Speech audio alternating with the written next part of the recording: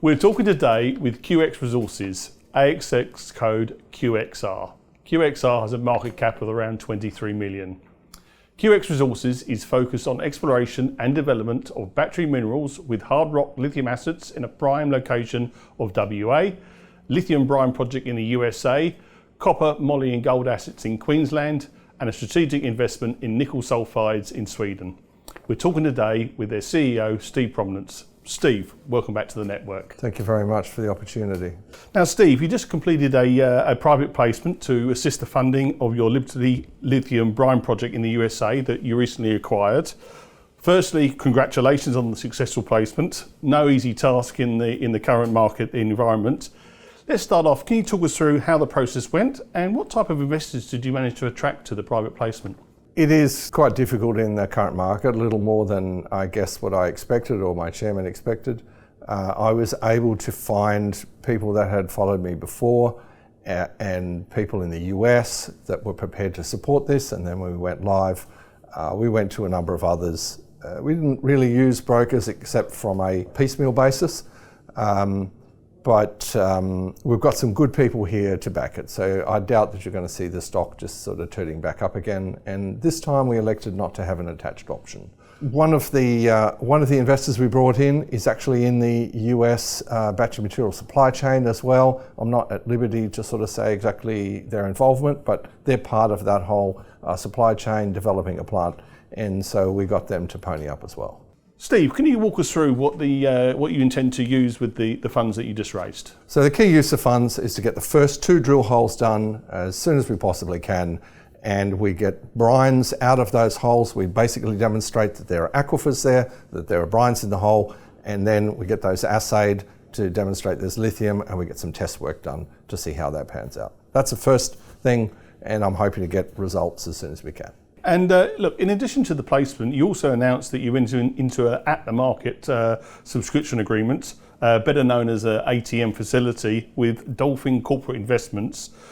Look, while ATMs are common practice in the US, not so much in Australia, can you walk us through the details of the ATM and what benefits it will bring QX going forward? Yeah, we're absolutely right.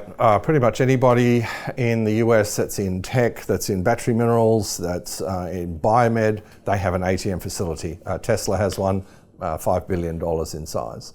The benefit is that it just sits there and actually doesn't do anything. You're under no compunction to actually use it. But if you find that you get some great results or there's a lot of interest, I will be marketing in the US as well, and so you see a large increase in volume, then you can open that facility for a period of time. It just buys on market, and then you come out and say, oh, by the way, we've raised another $1 million, $2 million in the market. There's no major penalty, that you're not going around brokers or fund managers and seeing the share price drop down. It's basically just, it gets all done and you announce, okay, I've got another $2 million in the can. That's how an ATM works. That's why they're good. I used them in my last shop. It worked very well, and they're increasing in popularity now in Australia. So I guess one way you could think about it is, if you do get positive results out and the stock does start to react, actually you can provide liquidity to investors via the ATM to purchase stock on market. Indeed, it actually facilitates that whole process. So there's a whole feedback loop there which is beneficial for both sides. Okay, and you mentioned earlier that some of the funds are going to be used to start a drilling campaign at the Liberty Lithium Brine Project. How quickly do you think you can get those rigs on site and start drilling? And probably more importantly, when do you think investors can see the early results from those early drilling? So we're in negotiations with 3 companies at the moment, and it's not just a matter of getting a rig. We want to get the right rig with the right personnel manning it that have done these sorts of things in Salt Lakes, and then we put around the sampling process. So I will know fairly soon, but I'm not certain if it's 2 weeks or 6 weeks and we start. But the aim is to get some results out before this side of Christmas. I at least want to show that we've got the right sort of brines, and then it'll be in January before we can show the level of lithium in them and also some test work. And is it fair to say that in the US, actually getting drill rigs, getting them to location, it can be a lot quicker than it would be in Australia? There's a lot of activity as well, particularly for good drilling companies, but we're talking to 2 Mm-hmm. and we hope to get one of those soon. And to finish up, with the funds that you raise, are there any plans to use those funds on some of the other assets? Yeah, so as your listeners will know, we've got some lithium pegmatites in Western Australia, in the Pilbara, and we made an announcement about 6 weeks back about finding a whole new swath of pegmatites there. Since that time, another company has announced some very good looking pegmatites right next door. We want to get those initial results back, and I want to put some money towards identifying them and then hopefully actually doing some bulk sampling of those before we do any drilling.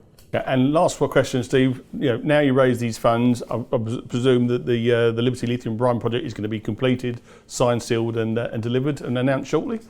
So we announced all of the key terms just a few days ago. So we're on track with that.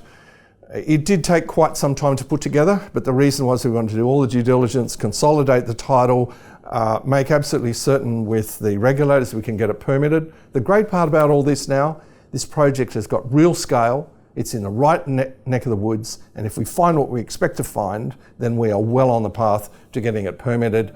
I've been having discussions with a whole number of participants in the supply chain in the US. They're desperate to see some sort of domestic supply, so I think we could be very well positioned with this. Steve Promnitz, many thanks for your time today. Thanks so much. Cheers. Thanks.